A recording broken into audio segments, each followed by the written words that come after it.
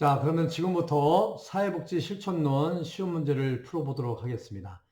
자, 1번 문제는요, 생태도를 통하여 파악할 수 있는 내용에 해당되지 않는 것은 이 질문인데요. 이 질문은 생태도에 대한 질문입니다.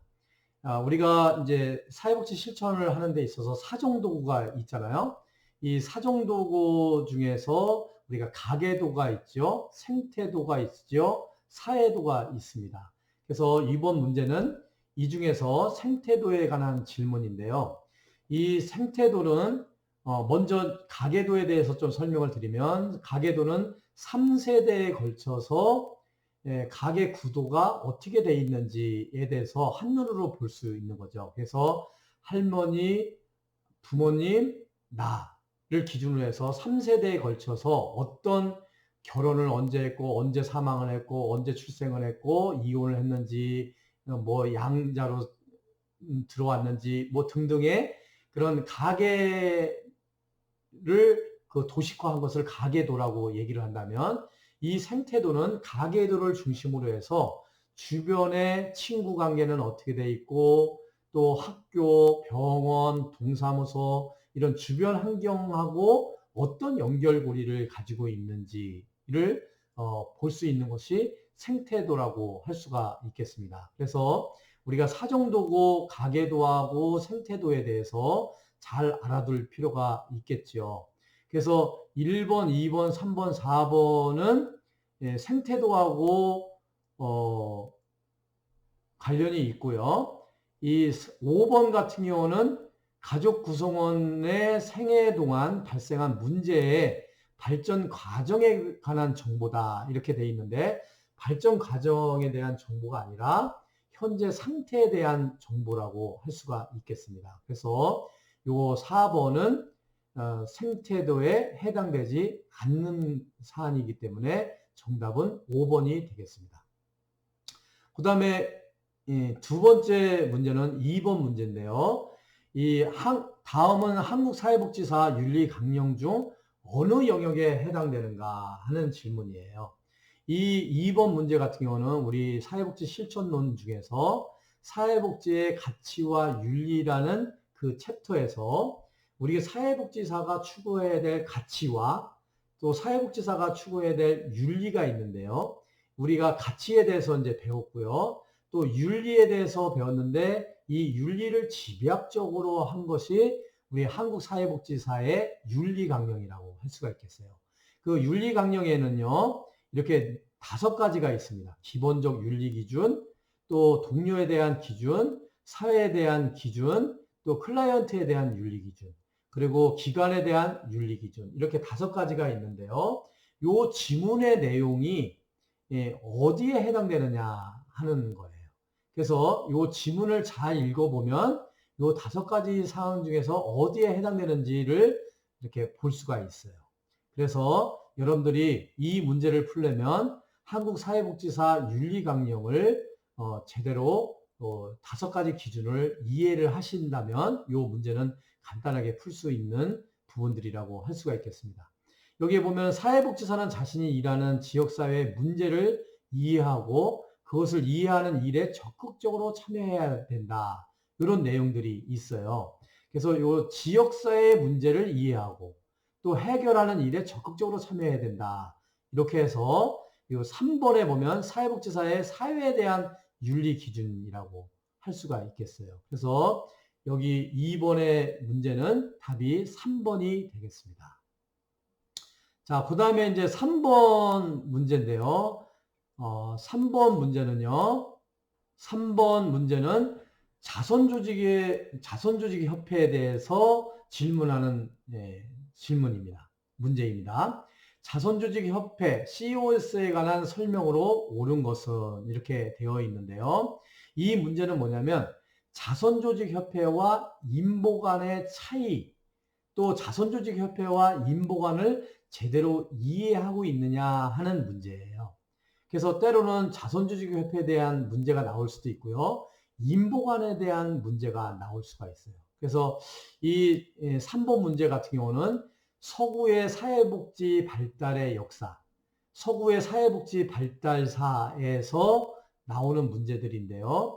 우리 서구의 사회복지 발달의 역사를 보면은 이 자선조직협회와 인보관운동이 제일 처음에 나오는 그 단락이에요.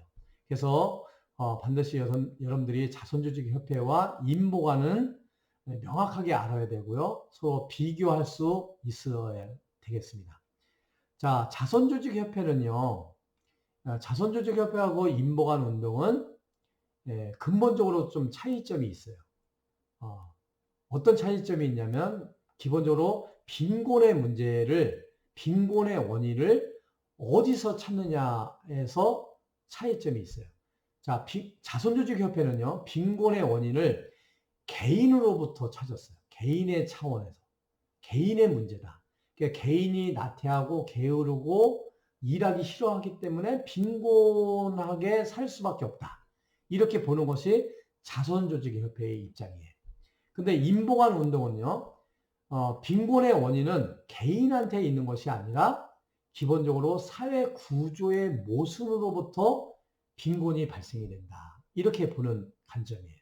그러다 보니까 이 빈곤의 원인을 바라보는 차이가 있기 때문에 그 빈곤 문제를 해결하는 해결 방법도 달라요.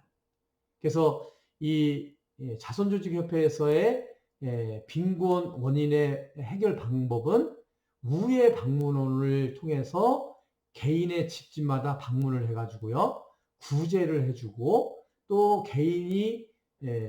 개인한테 계몽 운동을 전개를 해서 그 나태함과 게으름에서 벗어날 수 있도록 이 문제 해결 방법을 강구를 했다면 이 인보관 운동은 사회 구조의 문제에 모순이 있기 때문에요. 그들과 빈민들과 함께 살면서 그 빈민 문제를 해결하려고 노력을 했다라는데 차이점이 있어요. 그래서 이 자선조직협회는 빈곤의 원인과 그 해결 방법이 우회 방문을 통해서 해결을 했다는 측면에서 이 개별 사회 사업에 많은 기여를 했다라는 측면이 있고요. 이 인보관 운동은 사회 구조의 문제 모순을 해결하기 위해서 빈민들과 함께 생활하면서 그 사회 개혁을 이루려고 했다라는 측면에서 집단 사회 사업 내지는 지역 사회 조직 사업에 태동이 됐다라는 측면에서 이 자선조직협회와 인보관 운동은 근본적인 차이점을 가지고 있어요. 그래서 우리가 사회복지 발달에 있어서 자선조직협회의 역할이 있고요. 또 인보관 운동의 역할이 있어요. 그래서 여러분들이 이 자선조직협회, COS와 인보관은 분명하게 비교를 할 수 있어야 되겠습니다. 그래서 그런 측면에서 보면은 3번의 답은요. 빈민 지원 시 중복과 누락을 방지하고자 시작했던 것이 자선조직협회라고 할 수가 있겠어요. 그래서 여기에 답은 1번이 되겠습니다. 나머지 2번, 3번, 4번, 5번은 인보관 운동에 해당되는 설명이라고 할 수가 있겠죠. 자, 그 다음에 이제 4번 문제를 한번 보겠습니다. 4번은 다음 중 1차 현장이면서 이용시설에 해당되는 것은 이렇게 되어 있어요. 이것은 우리 사회복지 실천론 중에서 사회복지 실천 현장의 2의 파트에서, 챕터에서 배운 건데요. 우리 사회복지 기관을 분류를 할 때 1차 기관과 2차 기관으로 나누죠. 그러니까 쉽게 말하면 1차 기관은 주 목적이 사회복지의 목적이 있어요. 2차 기관은 주 목적은 다른 데 있고 부차적인 업무를 하는 것을 사회복지로 두는 것을 2차 기관이라고 얘기를 해요. 그래서 대표적으로 1차 기관 사회복지를 주 목적으로 하는 데는 뭐 노인복지관, 아동복지관, 장애인복지관 뭐 이런 복지시설을 1차 기관이라고 얘기를 한다면 2차 기관 같은 경우는 뭐 학교라든가 병원이라든가 뭐 이런 것들은 주 목적은 학교는 가르치는 일, 병원은 병자를 고치는 일을 일인데요. 부차적으로 사회복지적인 그런 업무들을 담당을 하죠. 이런 것들을 2차 기관이라고 얘기를 하고요. 또 시설을 분류를 할 때 이용시설과 생활시설이 있는데 이용시설은 낮 또는 밤에 이용만 하는 거예요. 그것을 이용시설이라고 얘기를 하죠. 대표적으로 노인복지관 같은 경우가 이용시설에 해당이 됩니다. 그 생활시설 같은 경우는요, 24시간 먹고 자고 거기서 숙식을 제공해주는 시설이에요. 대표적인 게 요양원 같은 경우, 또 양로원 같은 경우, 여기에 생활시설에 해당이 되죠. 그런 측면에서 이걸 한번 살펴보면요. 4번 같은 경우는 답이 노인복지관이에요. 노인복지관은 1차 현장이면서 이용시설이죠. 그 지역아동센터, 이건 아동복지시설 중에 지역아동센터인데 지역아동센터는 1차 현장이면서 이용시설에 해당이 되죠. 그래서 4번의 답은 2번이 되겠습니다. 자, 1번 같은 경우는 보건소가 2차 현장이 해당이 되는 거죠. 그리고 3번 같은 경우는 아동 양육시설 같은 경우가 생활시설에 해당이 되기 때문에 틀린 답이 되겠죠. 그리고 4번 같은 경우는 노인 요양시설, 요양원 같은 경우는 이용시설이 아니라 생활시설이 해당이 되고요. 그 다음에 5번 같은 경우는 학교가 2차 현장에 해당이 되죠. 그래서 답은 2번이 되겠습니다.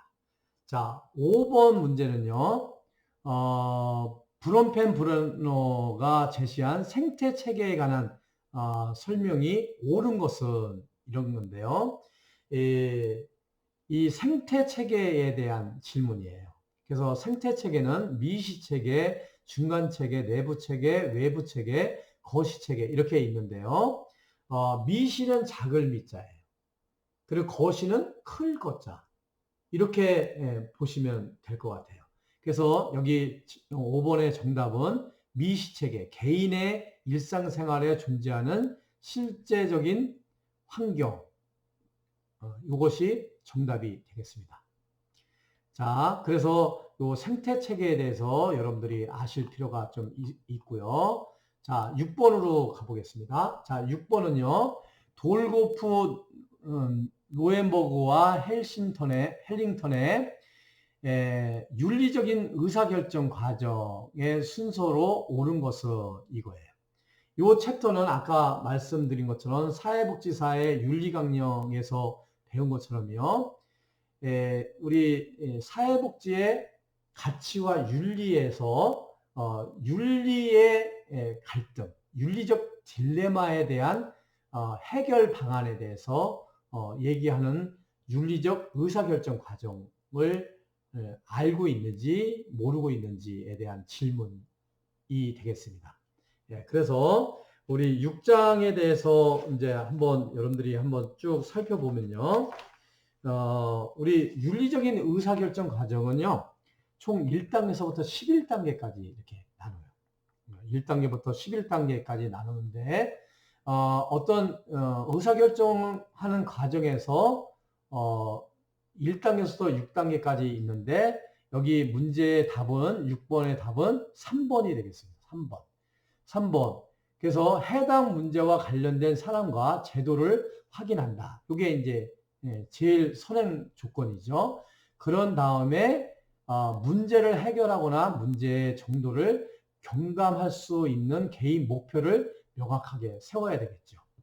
그 다음에 이제 확인된 목표에 따라서 설정된 개입 방안의 효과성과 효율성을 평가한다. 그 다음에 마지막으로 가장 적절한 전략이나 개입 방법을 선택한다. 이런 순서로 윤리적 의사결정 과정을 하게 됩니다. 그래서 여러분들이 요 6번 문제 같은 경우는요, 이렇게 윤리적 딜레마 해결하는 의사결정 방법이니까요, 사회복지 가치와 윤리에서 찾으셔가지고 한번 공부를 하시면 좋겠습니다. 그 다음에요, 7번째 문제인데요. 사회복지 실천이 봉사활동에서 전문직으로 출발하게 된 계기가 아닌 것은 요거예요. 요것은 뭐냐면 우리 사회복지사가 생기기 전에는요, 우리 자선조직협회에서 우회방문원이라고 있었는데 그냥 봉사 차원에서 이렇게 이루어졌죠.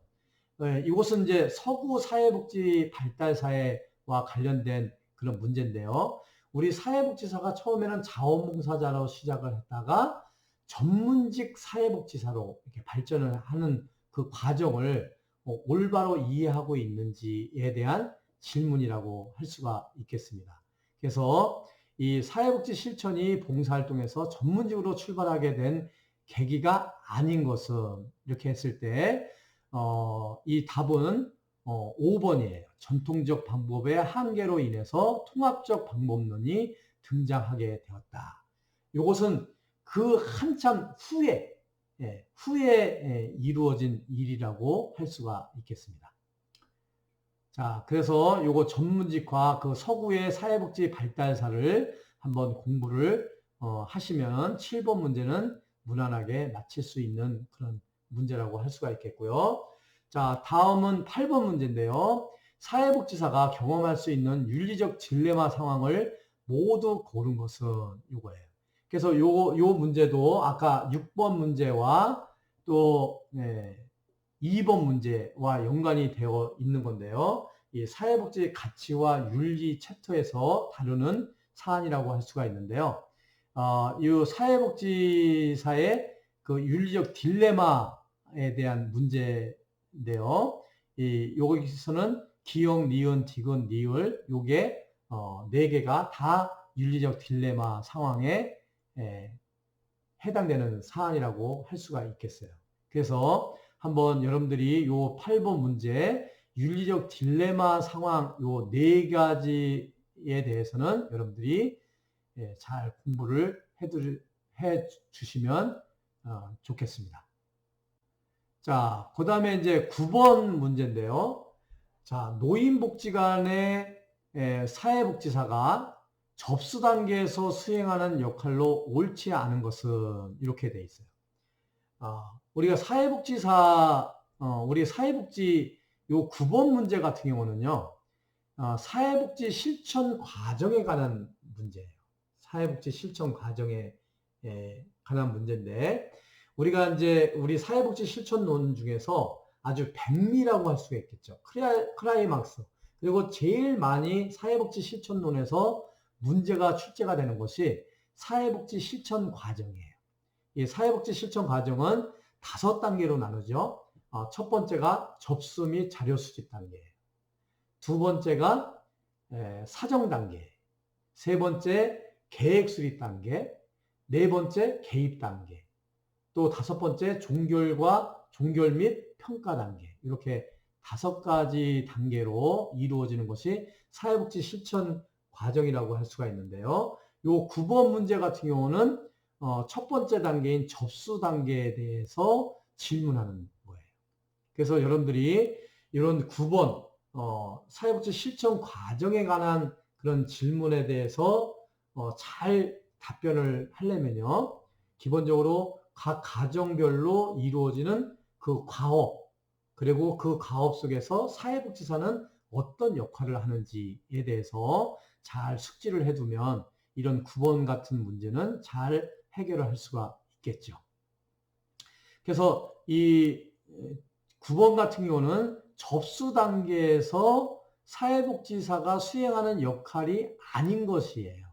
그래서 2번, 3번, 4번, 5번 같은 경우는요, 접수 단계에 해당되는 사안이고요. 가족 간의 상호작용 유형을 조정한다. 이것은 개입 단계에서 이루어지는 절차라고 할 수가 있겠어요. 그래서 2번, 3번, 4번, 5번 같은 경우는 접수 단계에서 이루어지는 거죠. 그래서 기관 및 사회복지사 자신을 소개하고요. 원하는 서비스가 무엇인지 질문을 하고요. 이름과 나이를 확인하고 클라이언트의 정황감이 파악되면 완화시키는 것을 접수 단계에서 이루어진다라고 할 수가 있겠습니다. 자, 10번 문제는요. 마찬가지로 사회복지 실천 과정에 대한 질문이거든요. 사회복지 실천 과정의 자료 수집에 관한 예시로 옳은 것을 모두 고른 것은 이렇게 되어 있는데요. 자, 이 문제 가출 청소년의 가족관계 파악을 위해서 부모와 면담을 실시한다. 진로 고민 중인 청년의 진로 탐색을 위해서 적성 검사를 실시한다. 이웃의 아동학대 신고가 사실인지 여부를 확인하기 위해서 가정방문을 실시한다. 이렇게 세 가지 사안에 대해서 묻는 질문인데요. 여기 보면은 답은 5번이 되겠습니다. 5번. 기억, 니은, 디귿. 그래서 사회복지 실천 과정에서 첫 번째 단계 접수 및 자료 수집 단계인데요. 요 9번하고 10번이 접수 및 자료 수집 단계에 관한 질문이에요. 그래서 어떤 과업을 하는지 또 사회복지사의 역할은 어떤 것인지 이거에 대해서 명확하게 잘 알아두시면 이런 문제를 푸는데 문제가 없겠죠. 자, 11번도 마찬가지로 사회복지 실천 과정에 관한 질문인데요. 자, 맨 마지막 단계인 종결 단계에 대한 질문이에요. 자, 종결 단계에서 사회복지사의 가업이 아닌 것은 이렇게 질문을 했죠. 자, 종결 기준 및 목표를 수립한다. 이것은 우리 단계가 어떻게 된다 그랬죠? 접수 및 자료 수집 단계, 사정 단계, 계획 수립 단계, 개입 단계, 종결 및 평가 단계잖아요. 그래서 이런 종결 기준 및 목표 수립을 하는 것은 계획 단계에서 수립해야 되는 그런 부분들이죠. 그래서 종결 단계에 해당되지 않는 것은 4번이 정답이 되겠습니다. 자, 12번 같은 경우는요, 이것도 마찬가지로 사회복지 실천 과정에 있어서 사정 단계에 관한 질문이에요.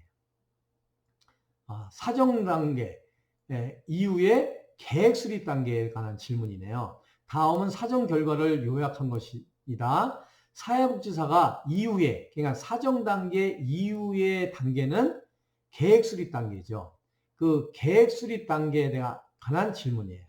사회복지사가 이후 단계에서 가장 먼저 수행해야 할 가업은 무엇인가? 그래서 이렇게 사정을 했다는 거야. 지문에서 사정을 했는데 그 다음 단계는 무엇을 해야 되는가 하는 질문이에요. 그래서 계획을 수립을 해야 되겠죠. 그래서 5번 답은 클라이언트와 함께 하고자 하는 문제의 우선순위를 정한다. 그래서 문제가 무엇인지를 알아야만 목표를 세울 수가 있고 개입을 어떻게 할 것인가를 세울 수가 있겠죠. 그래서 이렇게 5번, 이 5번은 계획 수립 단계에 해당되는 사안이다라고 할 수가 있겠습니다. 그래서 12번의 정답은 5번이 되겠습니다. 그 다음에 13번 문제인데요. 13번 문제는 사회복지 실천 과정의 개입 단계에서 사회복지사가 수행하는 가업으로 옳은 것을 모두 고른 것은 이렇게 돼 있잖아요. 이것도 마찬가지로 사회복지 실천 과정에 관한 질문이에요. 그래서 이건 아주 여러분들 머릿속에다가 딱 집어넣어야 돼요. 사회복지 실천 과정의 과정은 첫 번째가 접수 및 자료 수집 단계, 두 번째 사정 단계, 세 번째 계획 수립 단계, 네 번째 개입 단계, 다섯 번째 종결 및 평가 단계. 이렇게 요 순서만 외우더라도요, 대략적으로 이러한 질문에 대해서는 답을 할 수가 있겠죠. 그래서 요거는 개입 단계에 관한 과업은 무엇인가 하는 질문이에요. 그래서 답은 2번입니다. 자, 계획된 방법으로 서비스를 제공하고 또 계획 수립 필요시 재사정을 실시한다. 그래서 여러분들이 이 사회복지 실천 과정을 잘 이해를 하시면 이런 문제는 풀 수가 있겠죠. 자, 14번 문제는요, 사례 관리에 관한 질문이에요. 자, 사례 관리에 관한 내용으로 옳지 않은 것은 옳지 않은 거예요. 그래서 사례 관리를 이해를 하시면 이런 문제는 풀 수가 있겠죠. 자, 사례 관리라는 것은 무엇이냐면 우리가 사회복지 실천을 하다 보면요, 클라이언트 한 사람에 대한 문제가 여러 가지 복잡한 문제가 생겨요. 그러니까 클라이언트 한 사람이 한 가지 문제만 가지고 있는 것이 아니라 두세 가지, 뭐 네다섯 가지의 문제를 복합적으로 가지고 있는 경우가 있어요. 그러면 사회복지사 혼자서 이 클라이언트에 대한 케어가 불가능해요. 그러면 다른 기관이나 다른 사회복지사하고 연결을 해야 되거든요. 그래서 복잡하고 다양한 그런 문제를 가지고 있는 클라이언트에게 다양한 자원들, 다양한 기관들이 함께 참여를 해서 그 클라이언트의 문제를 해결하려고 노력하는 그 과정, 이것을 우리가 사례 관리다 이렇게 얘기를 하거든요. 그래서 이 사례 관리에 대해서 여러분들이 잘 이해를 하시면 이 문제를 해결할 수가 있는데요. 1번, 2번, 3번, 5번은 사례 관리에 관한 사안들이에요. 그런데 4번 같은 경우는 계획, 사정, 연계, 조정, 점검의 순으로 진행한다. 이렇게 되어 있는데 사례 관리는 사정부터 시작을 해요. 예, 사정을 하고 계획을 수립하고 연계 조정하고 점검하는 단계로 사례 관리는 진행이 되거든요. 우리 사회복지 실천 과정에서도 마찬가지죠. 접수 및 자료 수집을 하고 사정을 한 다음에 계획을 수립을 하잖아요. 그러니까 이런 것은 사회복지 실천 과정을 이해하거나 사례 관리에 대해서 이해를 한다면 바로 답을 4번을 선택할 수가 있겠죠. 그래서 답은 4번이다라는 것이고요. 자, 그 다음에 이제 15번인데요. 다음에서 사례 관리자가 수행하는 역할이 아닌 것은 이런 질문이에요. 이것도 사례 관리와 관련된 문제라고 할 수가 있겠죠.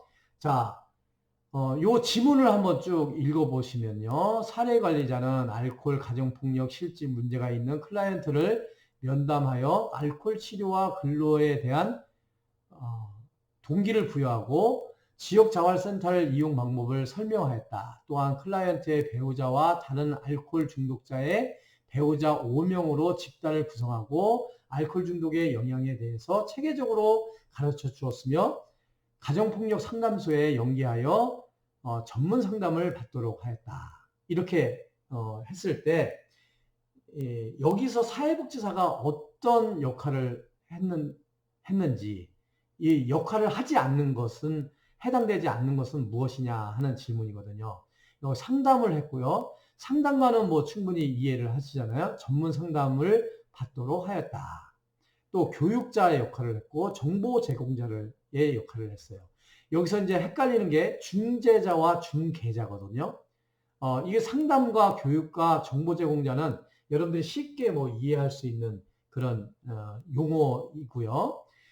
근데 중개자하고 중재자는 여러분들이 좀 많이 헷갈릴 수가 있어요. 그런데 여러분들이 쉽게 이해를 하시는 것은 이 4번 같은 경우는 중개자예요. 중개자. 중개자 그러면 여러분들이 쉽게 우리 사회복지 중개자 그러면 여러분 쉽게 공인중개사를 한번 생각을 하시면 돼요. 공인중개사. 그 공인중개사 그러면은 우리 부동산에서 그 전세를 내놓은 사람과 전세를 구하는 사람하고 연결해주는 역할을 하잖아요. 집을 팔려고 하는 사람과 집을 살려고 하는 사람을 연결해 주잖아요. 이것을 공인중개사라고 그러잖아요. 중개해 주는 거예요. 연결해 주는 거. 이것을 중개자라고 얘기를 합니다. 그러면 좀 쉽죠?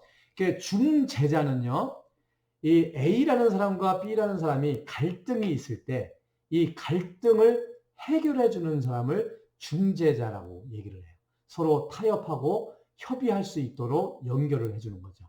근데 요 사례에서 보면은 우리 사회복지사가 중재를 해준 그런 사례가 없어요. 그래서 요 지문을 잘 읽어보면 답이 나오죠. 그래서 여기 15번의 답은 중재자가 되겠습니다. 중재자. 자, 그 다음에 이제 16번도 마찬가지로 사례관리와 관련된 질문이에요. 사례관리 실천 과정 중 개입, 그 실행 단계의 가업에 해당하는 것은 이런 질문인데요. 이것은 사례 관리를 여러분들이 잘 이해를 하시면 풀 수 있는 문제라고 할 수가 있어요. 그래서 지금 현재 14번, 15번, 16번 문제가 사례 관리와 관련된 문제거든요. 여러분들이 사례 관리에 대해서 한번 그 요약집을 잘 참고를 해서 교재를 참고를 해서 공부를 하시면 좋겠어요. 그래서 요 16번 같은 경우는 클라이언트와 서비스 제공자 간의 갈등이 발생 시 조정해 준다. 이런 것들이 이제 개입 단계에서 이루어지는 거라고 할 수가 있겠죠. 그래서 요 16번 답은 1번이라고 할 수가 있겠고요.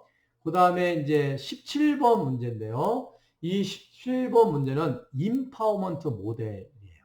자, 임파워먼트 모델에 관한 설명으로 옳지 않은 것은 이렇게 물었는데요. 임파워먼트는 영어인데요. 이것을 우리 한국말로 번역을 하면 역량 강화다라고 이렇게 표현을 해요. 그러니까 임파워먼트 모델, 역량 강화 모델 이게 똑같은 말이에요. 그래서 우리가 이제 클라이언트가 많은 문제를 가지고 있잖아요. 그 문제를 해결할 수 있는 방법은 그 역량을 강화를 시켜줌으로 인해서 그 문제를 해결할 수 있는 방향으로 개입을 하는 것을 우리가 임파워먼트 모델이라고 하거든요. 그래서 임파워먼트 모델에서 그 클라이언트의 강점, 클라이언트의 장점을 살리려고 노력을 해주는 것이 임파워먼트, 역량 강화 모델이라고 할 수가 있겠어요. 그래서 임파워먼트 모델에서는 클라이언트의 강점이 무엇인지, 또 클라이언트가 문제를 해결하는 데 있어서 가지고 있는 자원은 무엇인지, 뭐 이런 거에 초점을 맞추고 이루어지는 모델이 임파워먼트 모델이라고 할 수가 있는데요. 여기에 옳지 않은 것은 이렇게 돼 있잖아요. 그래서 4번 같은 경우는 클라이언트의 문제와 부족의 개입에 초점을 맞춘다. 이거 아니에요. 이것은 임파워먼트 모델이 아니고 임파워먼트 모델의 초점은 클라이언트의 강점을 초점을 맞춘다. 이렇게 보는 거죠. 그래서 여기 17번 같은 경우는 정답이 4번이 되겠습니다. 자, 그 다음에 이제 18번 문제인데요. 18번 문제는 핑컨스와 미난이 말한 사체계 모델에 관한 설명으로 옳은 것은 이렇게 되어 있는데요. 이 핑컨스와 미난이 주장하는 사체계 모델이 있고요. 또 거기다 플러스 해가지고 6체계 모델이 있어요. 그래서 4체계 모델과 6체계 모델에 대해서는 여러분들이 핵심 요약집 교재를 통해서 한번 이것을 공부를 하실 필요가 있어요. 이런 문제는 자주 나옵니다. 우리 4체계 모델에서 체계가 변화매개 체계와 또 행동체계, 뭐 표적체계, 뭐 이런 체계가 있는데요. 요거에 대해서는 구체적으로 한번 여러분들이 요약집을 한번 보시는데요. 요거 정답은요, 2번이 되겠습니다. 문제 해결을 위해 사회복지사와 상호작용하는 사람들은 행동체계에 해당된다. 이렇게 되어 있는데요. 행동체계가 맞지요. 네. 그리고 1번 같은 경우는 변화매개 체계 같은 경우는 사회복지관을 우리가 변화매개 체계라고 할 수가 있어요. 사회복지관 내지는 사회복지사가 변화를 매개해주는 역할을 한다. 그래서 변화매개 체계다. 이렇게 얘기를 하고요. 실질적인 그 사회복지사와 상호작용하는 사람들은 행동체계에 해당된다. 이렇게 해서 2번이 정답이라고 할 수가 있겠고요. 자, 19번 같은 경우 한번 보면요. 사회복지 실천에서 통합적 방법에 관한 설명으로 옳은 것은 이렇게 질문을 했는데요. 이 답은 다양한 클라이언트 체계와 수준에 접근할 수 있다. 이렇게 그래서 통합적인 방법에 대해서 여러분들 문제가 출제가 됐어요. 그래서 이 부분을 여러분들이 잘 공부해 두시면 되겠고요. 자, 20번으로 가겠습니다. 자, 20번 클라이언트를 개별화하기 위해 사회복지사에게 필요한 역할이 아닌 것은 이 질문인데요. 자, 이 20번 문제는요, 전문적 원조 관계에 관한 질문이에요. 이렇게 관계에 관한 질문. 우리 전문적 원조 관계의 이해라는 파트를 여러분들 교수님하고 한번 공부를 했죠. 그래서 전문적 원조 관계 7대 원칙 이거 외우라고 그랬어요. 개의 통수 비자비. 그래서 개의 통수 비자비. 이거 7가지 그 원칙을 공부를 하라고 그랬는데요. 이것은 매년마다 출제가 되는 것 같아요. 그래서 요 전문적 원조 관계에 있어서의 7가지 원칙 잘 외워두시기를 바라겠습니다. 자, 개의 통수 비자비. 개별화, 의도적인 감정 표현, 통제된 정서적 관여, 수용, 그 다음에 비심판적 태도, 또 자기결정, 그 다음에 비밀 보장. 이렇게 해가지고 7가지 원칙, 요거 잘 이해를 하시면요, 요 쉽게 문제를 풀 수가 있을 것 같습니다. 자, 20번 문제는 개별화의 원칙에 대한 질문이에요. 그 개별화하기 위해서, 클라이언트를 개별화하기 위해서 사회복지사에게 필요한 역량이 아닌 것은 이렇게 질문이 나왔어요. 그래서 여기 3번 같은 경우 질환에 대한 진단을 할 수 있는 능력. 이 질환에 대한 진단을 할 수 있는 능력은 개별화에 있어서 사회복지사의 역할이 아니죠. 그 질환에 대한 진단은 의사의 영역이죠. 그래서 나머지 1번, 2번과 4번, 5번은 개별화에 있어서 사회복지사의 역할이라고 할 수가 있겠습니다. 자, 21번은요. 사회복지 실천에서 전문적 관계의 특성에 관한 설명으로 옳지 않은 거예요. 야, 요 21번도요. 전문적 원조 관계의 7대 원칙에 대한 질문입니다. 그래서 요거 21번 그 개의 통수 비자비 요것만 잘 이해를 하시면요. 여러분들이 이런 문제는 잘 풀 수가 있을 것 같습니다. 자, 요거에 대한 답은요. 전문가가 설정한 목적 달성을 위해 형성된다. 요게 답이 되겠죠. 자, 22번이요. 자, 22번은 클라이언트의 자기결정을 돕는데 필요한 사회복지사의 역량으로 옳은 것을 모두 고른 것은 이거죠. 자, 22번도 마찬가지로 전문적 원조관계의 7대 원칙에 해당되는 거죠. 그래서 전문적 원조관계의 개의 통수 비자비 중에서 자기결정에 대한 질문이에요. 자기결정 질문. 그래서 그 개의 통수 비자비, 그 전문적 원조 관계의 그 과업, 또 사회복지사의 역할을 좀 이해를 하시면 이런 문제도 쉽게 풀 수가 있겠죠. 22번의 답은 3번이 되겠습니다. 3번 기역, 니은, 디귿. 경청하고 수용하는 태도, 그 다음에 클라이언트가 활용 가능한 자원을 찾고 분석하도록 지원하는 능력, 그리고 클라이언트의 잠재력을 개발하는데 도움이 되는 환경 조성의 능력, 이렇게 얘기를 할 수가 있겠죠. 그 이제 니을 같은 경우는요, 이게 해당이 안 돼요. 클라이언트의 자기결정은 뭐냐면요, 모든 선택과 결정은 클라이언트 스스로가 결정할 수 있도록 한다. 이게 자기결정의 원칙이거든요. 근데 이거 니을번 같은 경우는요, 클라이언트에게 필요한 것들을 결정하여 이를 관철시킬 수 있는 능력. 이거 사회복지사가 결정해주면 안 되는 거예요. 그래서 이거 니을번은 자기결정과 배치되는 그런 항목이라고 할 수가 있겠죠. 그래서 니을을 제외한 기역, 니은, 디귿이 자기결정과 관련된 항목이다. 이렇게 할 수가 있겠습니다. 자, 그 다음에 이제 23번 문제는요, 개방형 질문의 예시로 옳지 않은 것은 이렇게 돼 있는데요.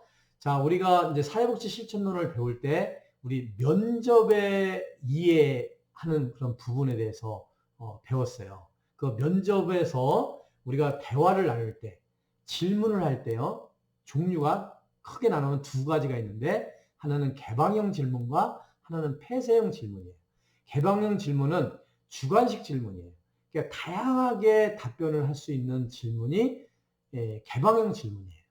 근데 반해서 이 폐쇄형 질문은 yes, no, 예, 아니요만 답변할 수 있는 질문의 형태를 폐쇄형 질문이라고 하는데요.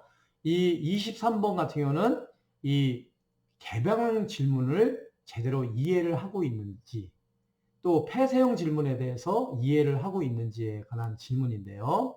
요 1번 같은 경우는 선생님은 어제 자녀와 대화를 나누셨나요? 나눴냐? 안 나눴냐? 예스냐, 노냐를 질문하는 거거든요. 이거는 폐쇄형 질문이라고 할 수가 있겠어요. 나머지 2번, 3번, 4번, 5번은 개방형 질문에 해당이 되겠죠. 그래서 이 23번에 같은 경우는 정답이 1번이 되겠습니다. 자, 그 다음에요. 24번이요. 24번도 마찬가지로 면접에 관한 질문이에요. 면접에 관한 설명으로 옳지 않은 것은 이렇게 되어 있는데요. 면접에 대한 질문인데 이것은 정답이 3번이에요. 목적보다는 과정지향적 활동이므로 목적에 집착하는 것을 지향해야 된다. 그러니까 면접의 목적은요. 면접을 통해서 상대방의 정보를 클라이언트의 정보를 수집할 수도 있고요. 면접을 통해서 치료를 유도할 수가 있어요. 그래서 이 면접은 어떤 목적을 가지고 면접을 하는 경우가 있어요. 그런데 이거는 목적을 지향한다. 목적에 집착하는 것을 지향한다. 하지 않는다라고 하기 때문에 이게 틀린 말이죠. 그래서 정답은 3번이 되겠습니다. 자, 마지막으로 이제 25번이요. 이것도 마찬가지로 면접에 관한 질문이에요. 그래서 면접을 위한 의사소통 기술 중에 클라이언트의 혼란스럽고 갈등이 되는 느낌을 가려내어 분명히 해주는 기술은 이렇게 되어 있는데요. 이 면접 기술에 대한 질문입니다. 그래서 여기 보면은 재명명, 재보증, 세분화, 모델링 뭐 이렇게 되어 있는데요. 요거는 요 단어를 이해를 하면은 쉽게 풀 수 있는 질문이라고 할 수가 있겠죠. 그래서 혼란스럽고 갈등이 되는 느낌을 가려내서 분명히 해주는 기술이에요. 분명히 해주는 기술. 명확하게 해준다 이거죠. 그래서 명료화 기술이 여기에 해당된다라고 할 수가 있겠습니다. 그래서 전체적으로 한번 우리가 종합을 해보면요. 사회복지 가치와 윤리에서 문제가 많이 나왔죠. 그 다음에 사회복지 실천 과정에 있어서 사회복지 실천 과정 5단계 접수 및 자료 수집 단계, 그 다음에 사정 단계, 계획 수립 단계, 개입 단계, 종결 및 평가 단계에서 문제가 많이 나왔죠. 또 사례 관리와 관련된 그 문제가 많이 나왔죠. 그 다음에 전문적 원조 관계에 있어서 개의 통수 비자비 이 7가지 원칙에서 문제가 많이 나왔어요. 그 다음에 또 면접과 관련된 문제에서 많이 나왔습니다. 그래서 전체적으로 이렇게 문제를 한번 1번서부터 25번 문제를 한번 쭉 풀어보면요. 문제가 나올 수 있는 것이 딱 정해져 있어요. 그래서 요 문제를 풀어보면서 그 문제에 해당되는 핵심 주제를 집중적으로 공부를 하게 되면요. 웬만한 것은 다 거기에 걸려드니까요. 그렇게 공부를 하다 보면 여러분들이 자연스럽게 내년에 사회복지사 1급 자격증을 딱 취득할 수 있지 않을까 이렇게 생각이 됩니다. 그래서 여러분들 열심히 해 주시기를 바라겠습니다. 자, 이상으로 지금까지 여러분들과 함께 제18회 제2교시 사회복지 실천론의 시험 문제를 한번 쭉 풀어봤습니다. 어떻게 한번 이렇게 설명을 들으면서 문제를 풀어보니까 도움이 되셨나요? 도움이 되셨으면 좋겠어요. 그리고 이제 처음 사회복지 실천론에 대해서 이렇게 문제를 풀어봤는데요.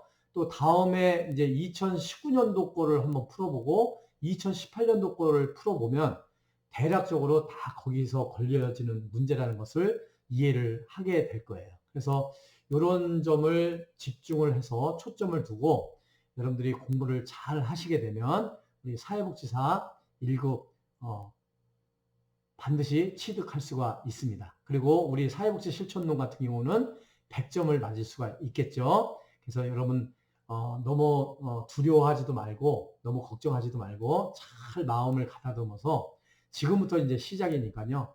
잘 공부를 해서 꼭 내년에는 우리 모두가 다 사회복지사 1급 자격증을 취득할 수 있도록 노력해 봅시다. 교수님도 열심히 여러분들에게 잘 도와드릴 테니까요. 하여튼 힘을 합쳐서 열심히 해봅시다. 자, 화이팅 합시다. 여러분 수업 받느냐고 수고 많이 하셨습니다. 감사합니다.